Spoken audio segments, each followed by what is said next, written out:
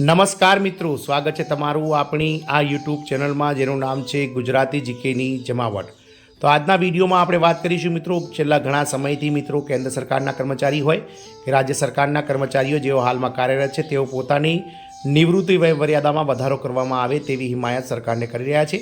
ગતરોજ કેન્દ્ર સરકાર દ્વારા મિત્રો જે નિવૃત્તિ વય મર્યાદા છે તે 60થી વધારીને 62 કરવાને લઈ અને એક અતિ મહત્વનું નિવેદન આપવામાં આવ્યું હતું, જેમાં સરકારના મંત્રી શ્રી જીતેન્દ્ર કુમાર દ્વારા એવું સ્પષ્ટ કરવામાં આવ્યું હતું કે મિત્રો હાલમાં કેન્દ્ર સરકાર પાસે આવી કોઈ યોજનાનો પ્રસ્તાવ નથી, પરંતુ મિત્રો આ તમામ અટકળો હોય છે મિત્રો રાજ્ય સરકાર દ્વારા વયમર્યાદામાં 5 વર્ષનો વધારો કરવાને લઈ અને મહત્વના ન્યૂઝ જાહેર થયા છે। મિત્રો આ રાજ્ય સરકારે નિવૃત્તિ વય અંગે મોટો નિર્ણય લીધો છે અને રાજ્ય સરકારના આ વિભાગના જે કર્મચારીઓ છે, આ વિભાગના જે મિત્રો કર્મચારીઓ છે તે અધિકારીઓ છે તેમના વયમર્યાદામાં 5 વર્ષનો વધારો કરવામાં આવ્યો છે। જાણીએ વિડીયોમાં વિગતવાર કે કઈ રાજ્ય સરકાર દ્વારા કયા વિભાગના અધિકારીઓના જે નિવૃત્તિ વય મર્યાદા છે તેમાં 5 વર્ષનો વધારો કરી અને રાજ્યની જે જનતા છે તેને મિત્રો તેમની સુવિધાઓ વધુ સમય મળી રહે તેવી જાહેરાત કરી છે, તેને લઈને વિડીયોમાં વિગતવાર ચર્ચા કરી છે। તો આ વિડીયોના અંત સુધી બન્યા રહો।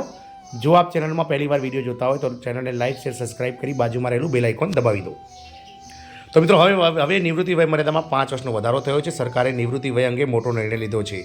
વાત કરીએ મિત્રો રાજ્ય સરકારની, તો નિવૃત્તિ માટે સરકારી કર્મચારીઓની નિવૃત્તિ વય અંગે દેશના વિવિધ રાજ્યોમાં અલગ અલગ જોગવાઈઓ છે। સરકારી કર્મચારીઓની જેમ નિવૃત્તિ વય અંગે દેશના વિવિધ રાજ્યોમાં અલગ અલગ જોગવાઈ છે। મધ્યપ્રદેશના રાજ્ય સરકારે આ અંગે એક મોટો નિર્ણય લીધો છે। મધ્યપ્રદેશની મોહન યાદવ સરકાર દ્વારા રાજ્યના આરોગ્ય વિભાગમાં નિવૃત્તિ વય મર્યાદામાં વધારો કરવામાં આવ્યો છે। આ અંતર્ગત જે ડૉક્ટરોની કરાર આધારિત નિમણૂક માટેની વય મર્યાદામાં 5 વર્ષનો વધારો કરવામાં આવે છે। રાજ્યની સરકારી હોસ્પિટલોમાં ડૉક્ટરોની અછતને દૂર કરવા માટે આ નિર્ણય લેવામાં આવ્યો છે। રાજ્યના નાયબ મુખ્યમંત્રી અને જાહેર આરોગ્ય અને તબીબી શિક્ષણ મંત્રી શ્રી રાજેન્દ્ર શુક્લાએ આ માટે એક દરખાસ્ત બનાવવા જણાવ્યું છે, જેનો અમલ કેબિનેટની મંજૂરી બાદ કરવામાં આવશે। અગાઉ મુખ્યમંત્રી ડૉક્ટર મોહન યાદવે પણ ભરતી પ્રક્રિયા પૂર્ણ ન થાય ત્યાં સુધી વરિષ્ઠ ડૉક્ટરોની સેવાઓ લેવાની વાત કરી હતી।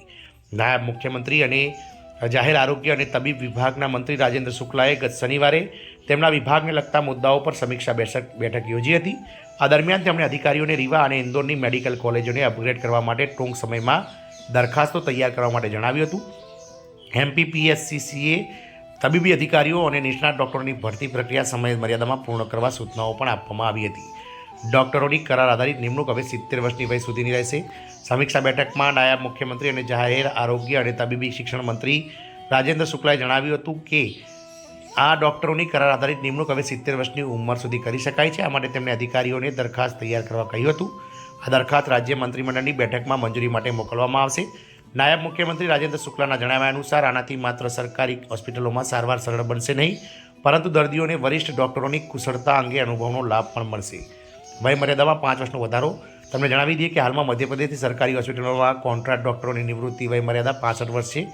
આમ વય મર્યાદામાં 5 વર્ષનો વધારો કરવામાં આવતા હવે ડૉક્ટરોની નિવૃત્તિ વય મર્યાદા 70 વર્ષ થઈ જશે। વય મર્યાદામાં 5 વર્ષનો વધારો કરવામાં આવે છે। અગાઉ મુખ્યમંત્રી ડૉક્ટર મોહન યાદવે પણ સરકારી હોસ્પિટલોમાં વરિષ્ઠ ડૉક્ટરોની સેવાઓ લેવાના નિર્દેશો આપ્યા હતા। તેમણે જાહેર આરોગ્ય અને તબીબી શિક્ષણ વિભાગની સમીક્ષા બેઠકમાં અધિકારીઓને સૂચના આપી હતી। તો આમ મધ્યપ્રદેશ સરકાર દ્વારા ડૉક્ટરોની જે વય મર્યાદા છે તેમાં 5 વર્ષનો વધારો કરી દેવામાં આવ્યો છે। જય હિન્દ, અસ્તુ।